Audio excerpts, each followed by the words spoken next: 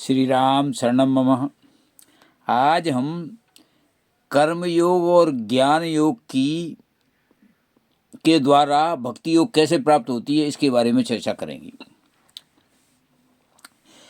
कर्म मात्र अपने लिए करना बंधन है, दूसरों के लिए करना सेवा है और भगवान के लिए करना पूजा है। कर्मयोगी कर्मों द्वारा जड़ता का त्याग करता है, ज्ञान योगी विचारों द्वारा जड़ता का त्याग करता है।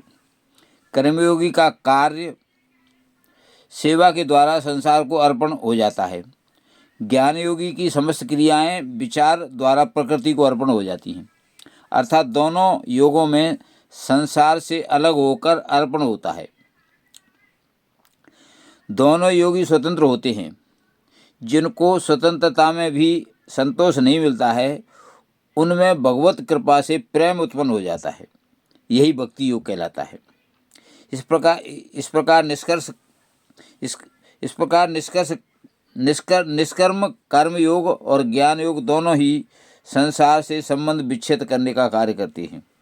जब संसार से या जड़ता से संबंध हट जाता है, तब साधक स्वयं के स्वरूप को जानकर परमात्मा से प्रेम करने लग जाता है। स्वयं का स्वरूप और परमात्मा का स्वरूप समान स्वभाव का सर्वव्यापी और अति सूक्ष्म चेतना स्वरूप होता है। इसलिए अब स्वयं का स्वरूप जानने के बाद में परमात्मा की तरफ खिंचाव हो जाता है और समानता परमात्मा के स्वरूप में और स्वयं के स्वरूप में समानता होने के कारण भगवत कृपा से भगवत प्रेम उत्पन्न हो जाता है। भगवत प्रेम भगवतमय स्वरूप का आवास भक्ति कहलाता है। धन्यवाद।